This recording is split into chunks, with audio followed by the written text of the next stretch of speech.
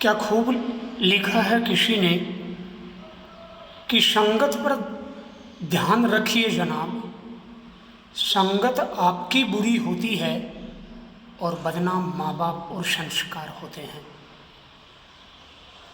Chemistry की online classes में मैं नरेश जहांगीर आपका पुनः स्वागत करता हूँ। पिछले वीडियो में बेटा अपने होमवर्क के क्वेश्चन लिए थे। पहले अपन उन होमवर्क के क्वेश्चन पर चर्चा करते हैं। पहला क्वेश्चन काफ़ी इम्पोर्टेंट, कल आपको क्वेश्चन दिया था, आप मैथिल क्लोराइड से मैथेनॉल बनाने में किस अभिकर्मक को प्रयोग करेंगे। क्वेश्चन ये था, मिथाइल क्लोराइड से मैथेनॉल बनाने में आप किस अभिकर्मक का प्रयोग करेंगे। तो देखिए बेटा, अपन ने पीछे की वीडियोज में न्यूक्लियोफिलिक सब्स्टिट्यूशन रिएक्शन पढ़ा है। उसमें अपन ने पढ़ा है एल्काइल हैलाइड पर एक्वस बेस एक्वस जलीय क्षार को अप्लाई करते हैं तो नाभिक प्रतिस्थापन अभिक्रिया से अल्कोहल फॉर्म्ड होते हैं। तो यहाँ सॉल्यूशन जो होगा वो देखिए। फिर आपको ये एक कॉन्सेप्ट पढ़ा था, जलपतन के प्रति विभिन्न एल्काइल हैलाइडों की रिएक्टिविटी का जो ऑर्डर था उसमें ये पढ़ा था 1 डिग्री एल्काइल हैलाइड सबसे कम क्रियाशील और उससे भी कम क्रियाशील होते हैं मिथाइल हैलाइड। तो ये मिथाइल हैलाइड है। सो यहाँ जलीय परबल क्षार जैसे KOH और NaOH इसको अप्लाई करेंगे तो मिथाइल क्लोराइड से मैथेनॉल का निर्माण हो जाएगा। यदि रिएक्शन की बात करें, CH3Cl react with aqueous KOH, then methanol is formed after removing of potassium chloride molecule। Comment box में ये लिखकर बताइए कि ये किस टाइप की न्यूक्लियोफिलिक सब्स्टिट्यूशन रिएक्शन है। मैं ये कहना चाह रहा हूँ कि आप ये बताएं कमेंट बॉक्स में लिखकर कि ये SN1 अभिक्रिया है या SN2 अभिक्रिया है। देखिए बेटा, जब तक आप रेगुलर वीडियो नहीं देखते हैं, रेगुलर नोट्स राइट नहीं करते हैं, होमवर्क के क्वेश्चन को आप नहीं करते हैं रेगुलरिटी के साथ पूरे वीडियोज़ को देखकर, तब तक आपके कोई एक वीडियो देखकर किसी बिंदु के बारे में, किसी पॉइंट के बारे में तुरंत निष्कर्ष निकालना कि ये समझ में नहीं आ रहा, जहाँ तक मेरा अनुभव है ये बिल्कुल गलत है। ऑर्गेनिक केमिस्ट्री आपको कभी नहीं आने वाली। तो आप सभी वीडियोज़ को देखें, बार बार देखें, हर दिन देखें, पुराना वीडियो नया वीडियो लाइक करें और इनसे रिलेटेड जो भी क्वेश्चंस होते हैं उनको आपको करवाए जाते हैं उनको आप क्वेश्चन को सॉल्व करें। Next question very important question, 2013 व 2019 के पेपर में आया हुआ क्वेश्चन है बोर्ड में। क्वेश्चन ये था, 2-ब्रोमोब्यूटेन की जलीय NaOH तथा अल्कोहलिक NaOH के साथ रासायनिक अभिक्रियाओं के समीकरण दीजिए तथा प्रत्येक अभिक्रिया का प्रकार लिखिए। तो देखिए 2-ब्रोमोब्यूटेन, बेटा आपको कल भी बताया था मैंने, 11th क्लास में भी समझाया गया है।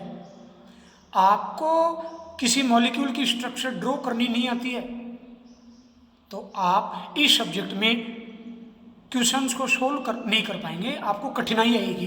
तो आपको पहले, जैसे मैं एग्जांपल ले रहा हूँ 2-ब्रोमोब्यूटेन, इसकी स्ट्रक्चर किसी बच्चे को बनानी नहीं आती है तो पहले वो जो पीछे पढ़ाए गए वीडियोज हैं उन पर आप फोकस कीजिए, आपको मॉलिक्यूल की स्ट्रक्चर ड्रॉ करनी आनी चाहिए। तो देखिए मैं बना रहा हूँ, फॉर एग्जाम्पल मैं बना रहा हूँ 2-ब्रोमोब्यूटेन, इट मीन्स ब्रोमो प्रतिस्थापी है, ब्यूटेन, तो ब्यूटेन की स्ट्रक्चर ड्रॉ करते हैं 1 2 3 4 कार्बन के लिए ब्यूट आता है, सारे सिंगल बॉन्ड होंगे, एल्केन सीरीज का मेंबर है, होमोलोगस सीरीज का।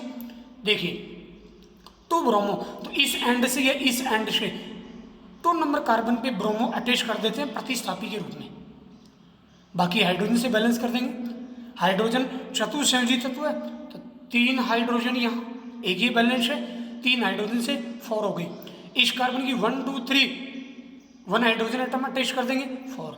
इस कार्बन की 2 वैलेंसी बैलेंस है तो 2 हाइड्रोजन यहाँ अटैच कर देंगे और जो एंड वाला जो कार्बन होता है ऑलवेज उस पर 3 आते हैं, जैसा आपको 11th क्लास में पढ़ा गया। यहाँ 3 क्यों आती है? लॉजिकल बात यहाँ देखिए, एक संयोजकता कार्बन की बैलेंस हो रही है तो 3 हाइड्रोजन अटैच कर देंगे तो क्या हो जाएगी? ये 2 ब्रोमोब्यूटेन की स्ट्रक्चर हो गई। देखिए क्वेश्चन में ये था जलीय NaOH के साथ 2 ब्रोमोब्यूटेन की रिएक्शन करवाते हैं तो प्रोडक्ट देखिए, इसका न्यूक्लियोफाइल क्या होगा? OH, ये निगेटिव पार्ट है, ये पॉजिटिव पार्ट है। न्यूक्लियोफाइल ये partial positive charge carbon atom है और ये partial charge negative charge halogen atom है। तो ये जो OH होगा इस कार्बन पर अटैक करेगा और ऐसा होने से ये बॉन्ड क्लीवेज होगा यहाँ से और ये बॉन्ड यहाँ से, और प्रोडक्ट क्या होगा बेटा?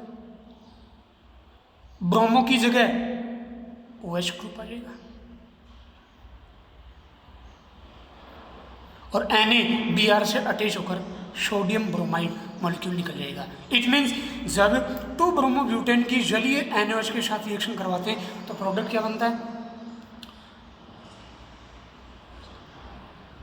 Butane two all. नंबरिंग लीजिए इस एंड से 1 2 3 4।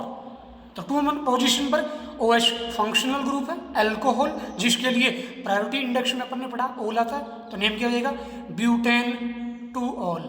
OH ग्रुप की पोजीशन को अपन यहाँ शो करेंगे तो नेम क्या हो जाएगा? ब्यूटेन टू ऑल बनता है। यह एक नाभिक स्नेही प्रतिस्थापन अभिक्रिया है। अभिक्रिया कौन सी हो गई?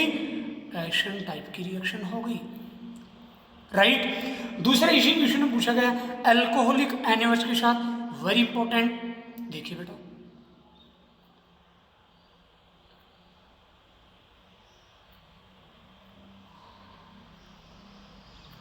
ये 2 ब्रोमोब्यूटेन हो गया, इस पर अल्कोहलिक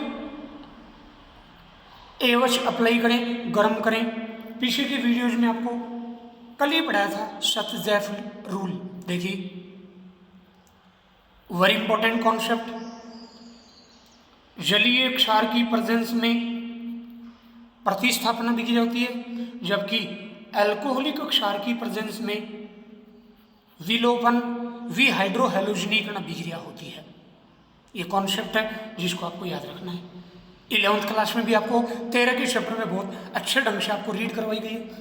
तो अल्कोहलिक क्षार है, इट मीन्स तुरंत आपको किसको कॉल करना है?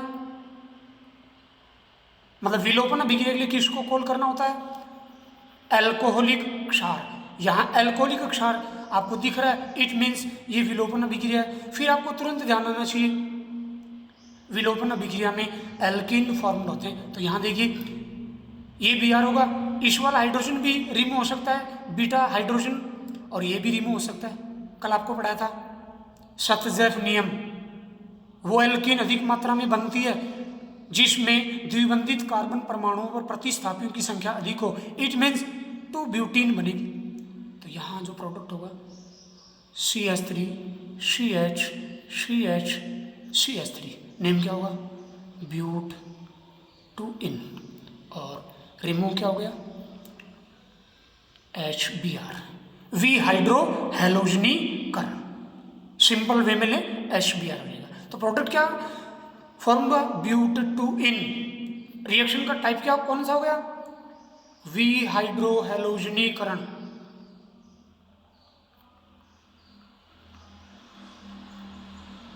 विहाइड्रोहैलोजनीकरण। इस तरह से अपन पढ़ते हैं। यहाँ प्रोडक्ट अपन NaBr प्लस H2O भी राइट कर सकते हैं सिंपली। इनको भी अपन शो करना चाहिए। सोडियम की प्रबल विद्युत धनी तत्व की प्रबल विद्युत ऋणी तत्व से बॉन्डिंग स्ट्रॉन्ग होती है, सो NaBr बीटा हाइड्रोजन और OH वाटर मॉलिक्यूल के रूप में यहाँ निकल जाएंगे। उस तरह से भी इसको अपन एक्सप्लेन कर सकते हैं। तो आई होप आपके क्वेश्चन के आंसर हैं वो राइट होंगे। देखिए बेटा, पुराने वीडियोस को आप देखिए, एक वीडियो 2 वीडियो देखने से काम नहीं चलने वाला। सारी कॉन्सेप्ट पॉइंट टू पॉइंट आपकी क्लियर नहीं होगी। तो देखिए आज अब अपन शुरू करते हैं तीसरे प्रकार की अभिक्रियाएं। मैं पुनः एक बार रिपीट कर दूं, हेलो एल्केन 4 प्रकार की अभिक्रियाएं दर्शाते हैं, जिनमें पहले प्रकार की अभिक्रिया अपन ने पढ़ ली, नाभिक स्नेह प्रतिस्थापन अभिक्रिया। दूसरी अभिक्रिया अपन ने कल की वीडियो में पढ़ी, विलोपन अभिक्रिया, जिसमें हेलो एल्केन की रिएक्शन एल्कोहलिक क्षार के साथ करवाते हैं। तो वी हाइड्रोहेलोजनीकरण की प्रक्रिया से एल्कीन बनती है। 2 सिग्मा बंध टूटने से एक पाई बंध का निर्माण होता है, अर्थात यह योगात्मक अभिक्रिया की विपरीत अभिक्रिया है। पीछे अपन ने पढ़ा था हेलो एल्केन के निर्माण की विधियों में 2 नंबर विधि, एल्कीन अणु पर H अक्ष के योग से, वहां अपन ने पढ़ा था एक पाई बॉन्ड टूटने से 2 सिग्मा बंध बनते हैं। मार्कोनिकोफ नियम, इलेक्ट्रोफिलिक एडिशन रिएक्शन, वहां अपन ने पढ़ा था। यहां अपन पढ़ रहे हैं, कहने का मतलब वहां अपन, मैं ये कहना चाह रहा हूं कि वहां अपन ने पढ़ा कि एक पाई बंध टूटने से 2 सिग्मा बंध बनते हैं, जबकि कल अपन ने पढ़ा वी हाइड्रोहेलोजनीकरण में 2 सिग्मा बंध सॉरी 2 सिग्मा बंध टूटने से एक पाई बंध बनता है। तो तीसरे प्रकार की जो अभिक्रिया है हेलो एल्केन की, वो है रिएक्शन विथ मेटल्स, धातुओं के साथ अभिक्रियाएं।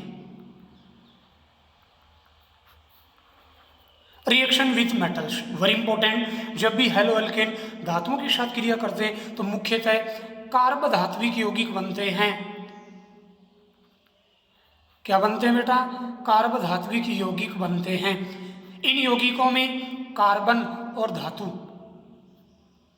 इनके बीच में सहसंयोजक बंध पाया जाता है। Very very important. किस प्रकार के यौगिकों में धातु कार्बन के साथ सहसंयोजक बंध बनाता है? आंसर आएगा कार्ब धात्विक यौगिक। कंपटीशन में इस टाइप के क्वेश्चन बनते हैं, उदाहरण लेना चाहिए।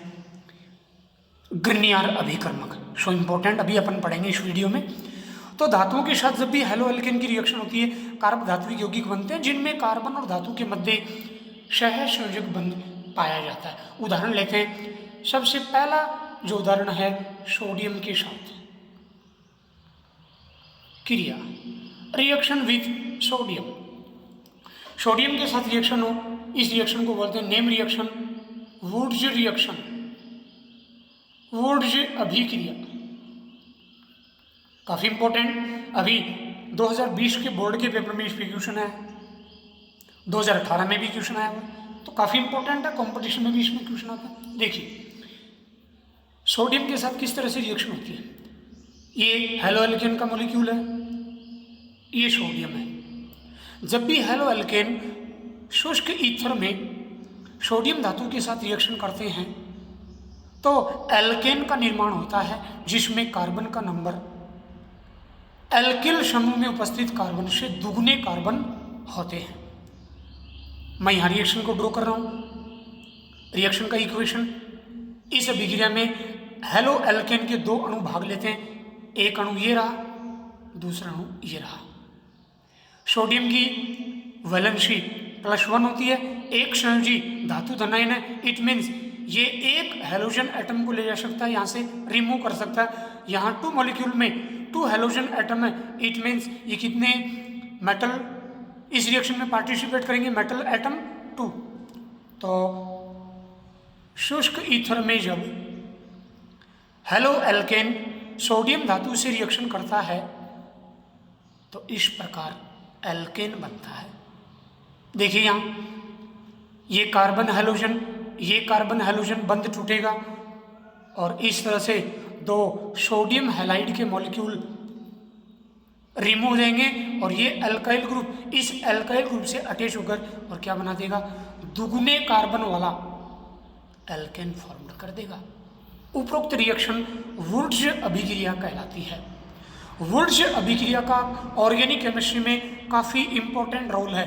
उपरोक्त अभिक्रिया द्वारा किसी कार्बनिक यौगिक में कार्बन का नंबर इंक्रीज कर सकते हैं। Very very important. आप कन्वर्जन टाइप क्वेश्चन को सोल्व करते हैं, एक यौगिक को दूसरे प्रकार के यौगिक में बदलते हैं, तो वहाँ आपको कार्बन के नंबर इंक्रीज करना हो तो वुड्स अभिक्रिया को काम में ले सकते हैं। इसी तरह से अपन ने पढ़ा, पीछे के वीडियोज में पढ़ा था, reaction with aqueous alcoholic KCN potassium cyanide, उस अभिक्रिया द्वारा भी कार्बन का नंबर इंक्रीज किया जा सकता है। यदि उपरोक्त अभिक्रिया में दो अलग अलग प्रकार के हैलो एल्केन पार्टिसिपेट करें, सोडियम के साथ रिएक्शन हो, इन्हीं कंडीशन में शुष्क ईथर की प्रेजेंस में, तो क्या होगा देखो, इसी रिएक्शन में तीन भिन्न भिन्न एल्केन का मिश्रण बनेगा। कैसे बनेगा देखो, एक बार ये मॉलिक्यूल इसी के साथ रिएक्ट करता है तो Na अक्ष निकलने से क्या बनेगा, RR, ये एल्केन बन गया एक प्रकार का। दूसरा, ये मॉलिक्यूल इसी से रिएक्शन करता है तो Na अक्ष, after removing of sodium halide R' alkane is formed, इस टाइप का एल्केन बनता है। तीसरे प्रकार का जो एल्केन बनेगा, कैसे बनेगा, ये मॉलिक्यूल इससे रिएक्शन करता है तो Na अक्ष मॉलिक्यूल निकलने से RR' तीसरे प्रकार की एल्केन बनती है। इसे मिश्र वुर्टेज अभिक्रिया कहते हैं। भिन्न भिन्न एल्काइल हैलाइड भाग लें, मिश्र वुर्टेज अभिक्रिया, और एक ही प्रकार के एल्काइल हैलाइड भाग लें, सरल प्रकार की वुर्टेज अभिक्रिया कहलाती है।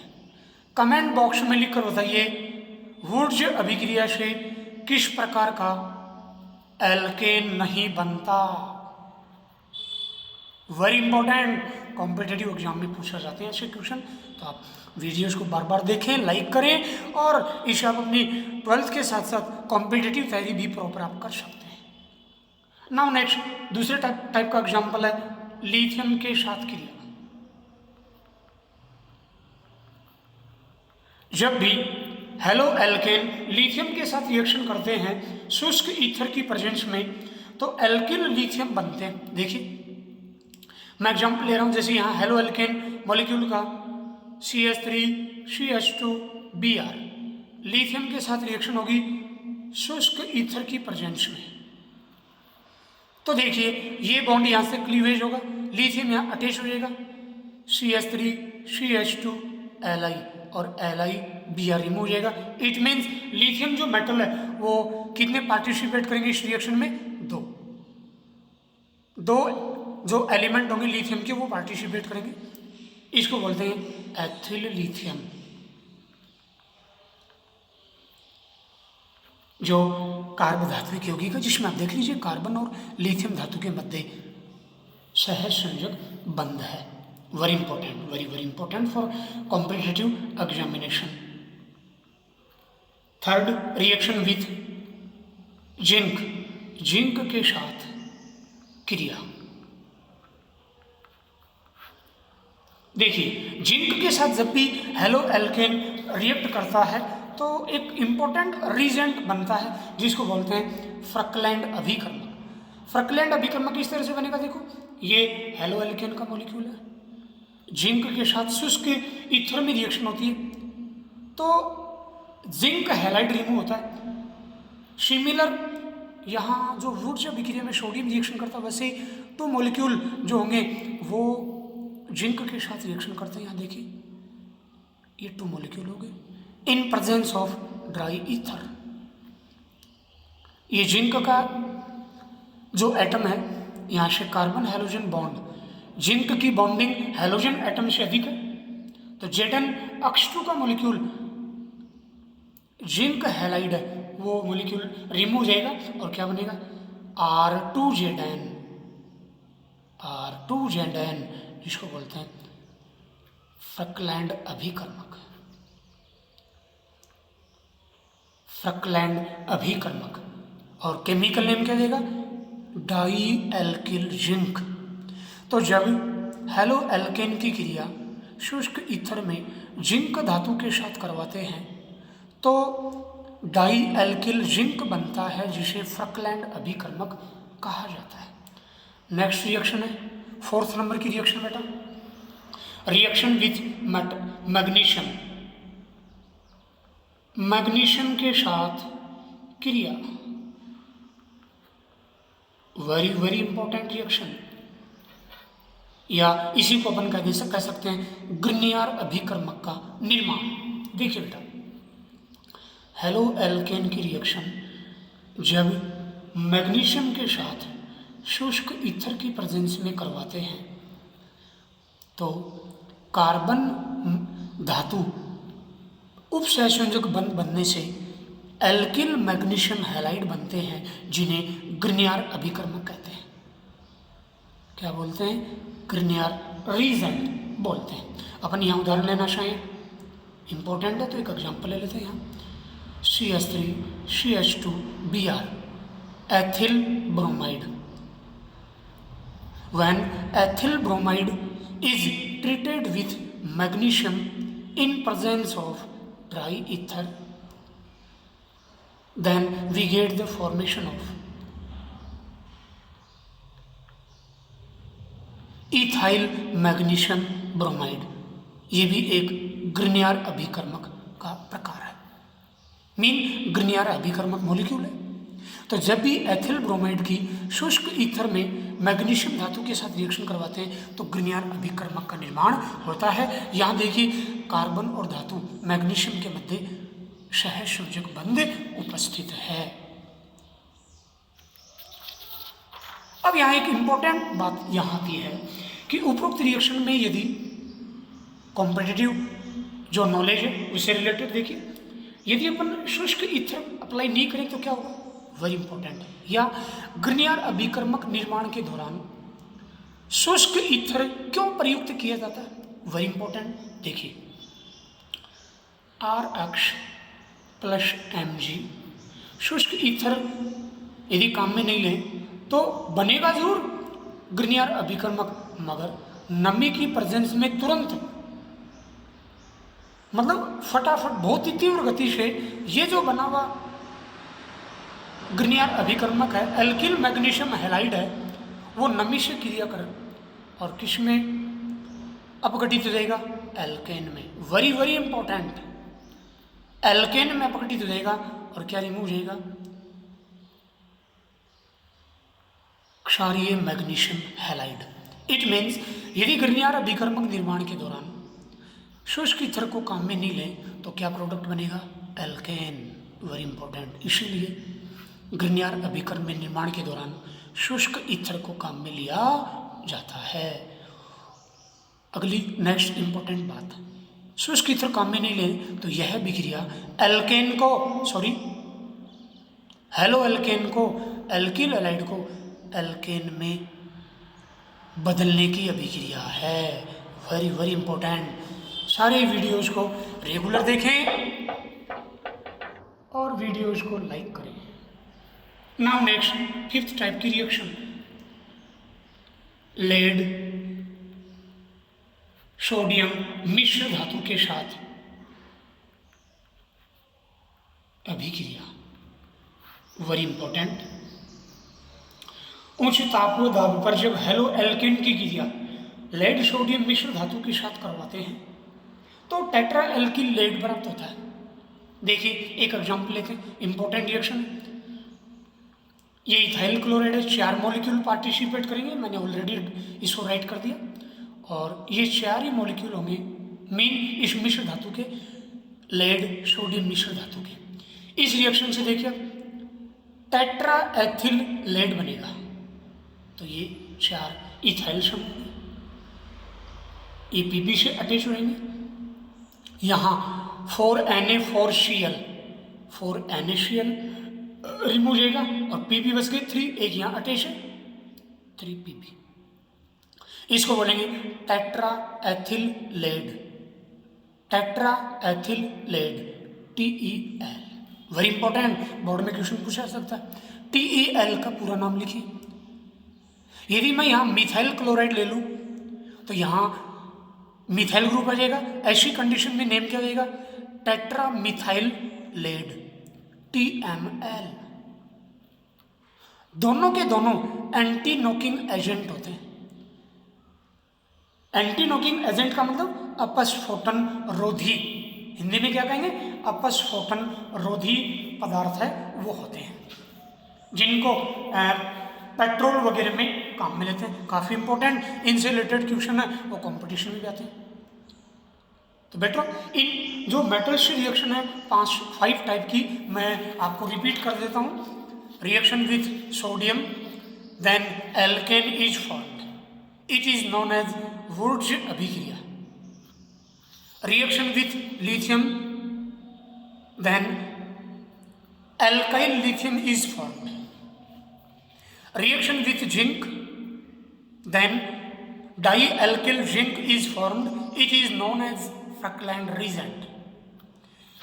Reaction with magnesium, then alkyl magnesium halide is formed. It is known as Grignard reagent. Grignard reagent, sorry. Grignard reagent. Or reaction with sodium lead alloy, then tetraalkyl lead is formed, which is used in anti-knocking, which is used as a anti-knocking agent. Very important. Now next question for homework. Homework question very important, very important. देखते हैं कि आप videos को regular पीछे वाले जो videos हैं उनको देख रहे हैं या नहीं देख रहे हैं। देखिए, उपरोक्त अभिक्रिया में ए व बी की पहचान करो। देखिए, मैथिल ब्रोमाइड पर ए अप्लाई किया तो मैथिल आइसोसाइनाइड बना। मैथिल आइसोसाइनाइड पर बी अप्लाई किया तो डाई मैथिल एमीन बना, मिंटू डिग्री एमीन। उपरोक्त रिएक्शन में ए क्या है और बी क्या है, ये होमवर्क का क्वेश्चन है, काफ़ी इंपॉर्टेंट क्वेश्चन। केमिस्ट्री के अंदर ऑर्गेनिक केमिस्ट्री की बात करें तो आपको रिएक्शन जो होती है उनको केमिकल इक्वेशन होती है उनको लिख कर प्रैक्टिस करनी चाहिए। आपको शंकर निकालना आना चाहिए, आपको IUPAC नामकरण करना आना चाहिए, आपको अनुनाद प्रभाव आना चाहिए, आपको इलेक्ट्रोमेरिक प्रभाव आना चाहिए, आपको अतिसंयुग्मन प्रभाव आना चाहिए जिसके द्वारा कार्बोनाइनों के स्थायित्व की व्याख्या की जाती है। आपको निर्देशीकारी प्रभाव आना चाहिए।